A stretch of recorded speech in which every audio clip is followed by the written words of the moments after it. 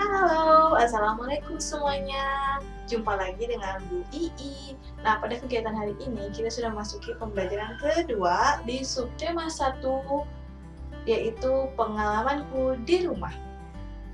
Coba kita lihat ya, bahwa di pembelajaran 2 ini ada beberapa muatan mata pelajaran, yaitu mata pelajaran PPKN, Bahasa Indonesia, dan juga PJOK. Yuk kita lihat ke buku siswa.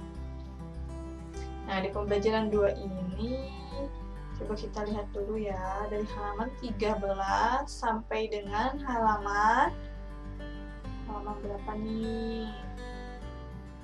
Sampai dengan halaman 20. Halaman 13 sampai 20 pembelajaran 2. Nah, kita mulai. Kita mulai baca sama-sama ya. Di sini Benny dan ayahnya bermain kuda-kudaan. Benny menirukan posisi kuda. Posisi kuda yang diperagakan ayahnya. Nah, sekarang kita amati nih, yuk amati gambar pengalaman Benny dan ayahnya ketika bermain di rumah. Perhatikan posisi tangan Benny, juga posisi tangan ayah. Ya, posisinya apa? Tadi di sini menirukan posisi kuda. Jadi Benny itu menirukan posisi kuda yang dilakukan oleh ayahnya. Ada yang suka main kuda-kudaan seperti ini gak sama ayahnya? Nah, sekarang kan lagi musim pandemi seperti ini, lebih baik anak-anak bermain di rumah. Jangan terlalu banyak beraktivitas di luar jika kurang diperlukan.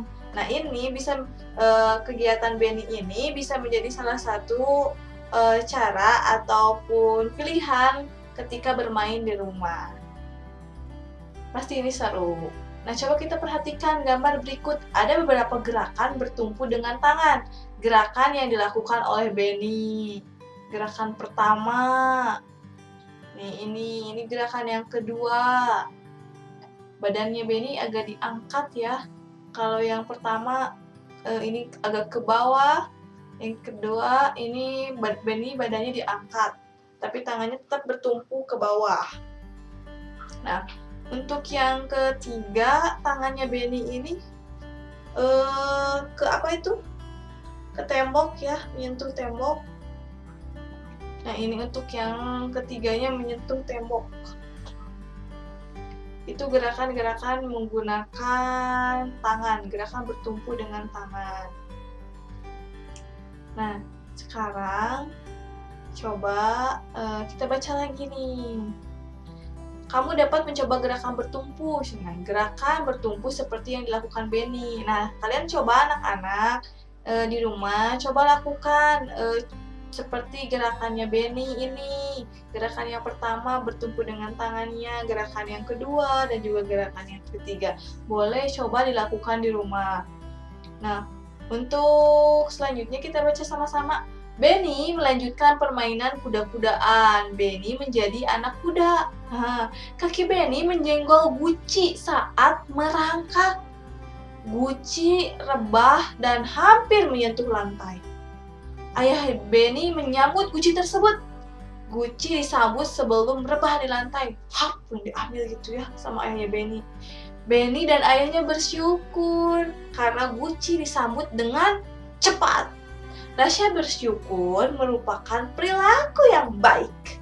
Perilaku ini sesuai dengan sila pertama Pancasila. Nah, rasa bersyukur itu merupakan perilaku yang baik. Perilaku itu tersebut sesuai dengan sila pertama Pancasila. Coba kita perhatikan gambar-gambar berikut. Gambar-gambar tersebut mencerminkan sila Pancasila. Di sini diberikan centang pada gambar yang menunjukkan sila pertama. Di sini, nah untuk yang gambar yang pertama itu yaitu kegiatan ada seorang anak perempuan yang sedang berdoa sebelum makan. Di sana ada makanan yang sudah terhidang di meja makan ya. Biasanya kita juga sebelum makan selalu melakukan kegiatan doa. Ada yang hafal doa sebelum makan seperti apa? Yuk kita berdoa sebelum makan. Bismillahirrahmanirrahim. Bismillahirrahmanirrahim. Allahumma barik lana bima rojaktana wa qina azabannar. Amin. Nah, kalau yang gambar yang pertama ini merupakan salah satu contoh pengamalan sila ke-1. Nah, kalau betul berarti di checklist. Nah, sekarang kita ke gambar yang kedua.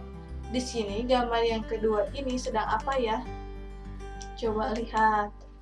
Ini merupakan kegiatan gotong royong. Di sini ada bapak-bapak, ibu-ibu, warga masyarakat yang sedang bergotong royong membersihkan jalan ya. Membersihkan area sekitar rumahnya. Ini merupakan salah satu contoh pengamalan sila ketiga, yaitu Persatuan Indonesia. Nah, yang ketiga ini itu tidak membeda-bedakan antara suku dan ras. Nah, gambar yang ketiga ini tidak membeda-bedakan antara suku dan ras yang berbeda. Ini termasuk ke pengamalan sila yang ketiga. Nah, yang nomor 4 ini merupakan pengamalan sila yang keberapa ya? Sedang berdoa di tempat ibadah. Berdoa di tempat ibadah merupakan salah satu contoh pengamalan sila ke-1. Nomor 5 ini ada anak-anak nih.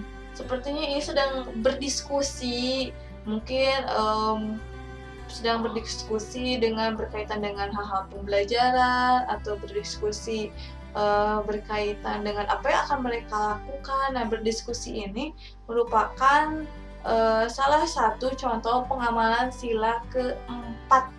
Nah, yang nomor 6 ada gambar seperti ini gambar sedang mendoakan orang yang meninggal. Nah, ini termasuk ke dalam pengamalan sila ke-1. Kemudian, nih anak-anak punya tugas nih. Tugasnya tuliskan sikap yang sesuai sila pertama Pancasila. Nah, tadi sudah tahu kan dari beberapa gambar ini ada beberapa contoh yang termasuk kepada sila pertama. Tadi misalnya berdoa sebelum makan. Nanti anak-anak tulis di nomor 1 berdoa sebelum makan. Yang nomor 2-nya apa? 3, 4, 5. Selamat mengerjakan, oke? Pasti bisa ya, semangat. Kita lanjut setelah tadi mempelajari PJOK, kemudian PPKN juga. Nah, coba nah tadi kan sudah mengetahui mengenai pengamalan sila Pancasila yang ke-1. Sekarang kamu pasti punya pengalaman nih. Coba ceritakan pengalamanmu menerapkan sila pertama Pancasila. Misalnya pengalaman kamu berdoa sebelum makan, atau tadi pengalaman berdoa di tempat ibadah, atau pengalaman apapun pengalaman kalian yang berkaitan dengan penerapan sila pertama. Boleh diceritakan berupa video sama orang tuanya. Kemudian anak-anak boleh bercerita, boleh ditemani oleh orang tuanya berceritanya, boleh. Nanti jangan lupa kirimkan hasilnya ke Bu Guru ya. Nah, ini juga ada cerita lagi nih. Benny bersyukur karena guci tidak pecah. Benny meminta maaf kepada ayahnya. Pernahkah kamu melakukan kesalahan? Anak-anak pernah melakukan kesalahan? Apa yang dilakukan setelah itu?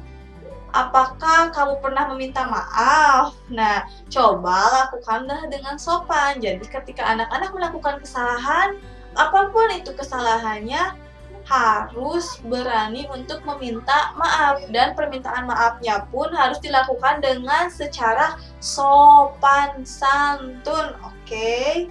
Anak hebat pasti melakukan segala sesuatunya dengan sopan santun. Nah, sekarang kita ke halaman 19. Ayo mencoba. Perhatikan teks percakapan berikut. Bacalah dengan lancar. Yuk, kita baca sama-sama. Ada Benny dan ayah yang sedang melakukan percakapan. Ayah, Benny meminta maaf. Meminta maaf tentang apa? Karena Benny kurang hati-hati. Iya, Nak. Ayah maafkan. Benny lain kali harus hati-hati ya. Iya, Ayah. Ayo main kuda-kudaan lagi, kata ayah. Aku ingin menjadi anak kuda lagi. Baiklah, jagoanku. Nah, itu percakapan dari Benny dan juga ayah. Jadi tadi Benny meminta maaf ke ayah karena Benny kurang hati-hati. Nah, itu merupakan salah satu contoh perilaku terpuji karena ketika melakukan kesalahan langsung mengakui kesalahannya dengan cara meminta maaf dengan baik dan sopan santun. Nah, coba jawablah pertanyaan berikut dengan benar. Jawabanmu berdasarkan percakapan di atas. Nah, berdasarkan percakapan tadi antara Benny dengan ayahnya, jawablah pertanyaan berikut ini. Contoh ungkapan permintaan maaf. Tadi ada contohnya tuh. Benny contoh ungkapan permintaan maafnya seperti apa tadi? Di sini ada kan contoh ungkapan permintaan maafnya, ayah, Benny meminta maaf. Nah, dia seperti itu. Oh, berbicaranya seperti itu. Nah, terus makna ungkapan permintaan maaf itu apa sih? Permintaan maaf merupakan makna bahwa Benny sudah menyadari kesalahannya seperti apa. Nah, itu. Nah, setelah mempelajari kata maaf, coba praktikkan ungkapan santun dengan kata maaf. Nah, kalian buat satu kalimat menggunakan kata maaf dengan misalnya di rumah ada siapa, misalnya ada ayah atau ibu, boleh misalnya ibu maaf ya, aku sudah melakukan kesalahan kepada ibu, misalnya. Buat salah satu contoh, boleh contohnya mau ke ayah, ke ibu atau ke siapapun, buat contoh ungkapan dengan kata-kata yang santun, dengan ada kata maaf. Oke, selamat mencoba untuk membuat.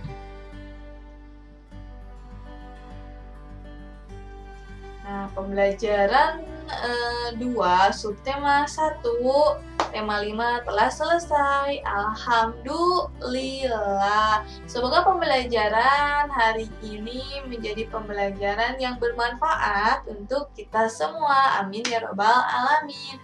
Sampai jumpa di pembelajaran berikutnya. Dah.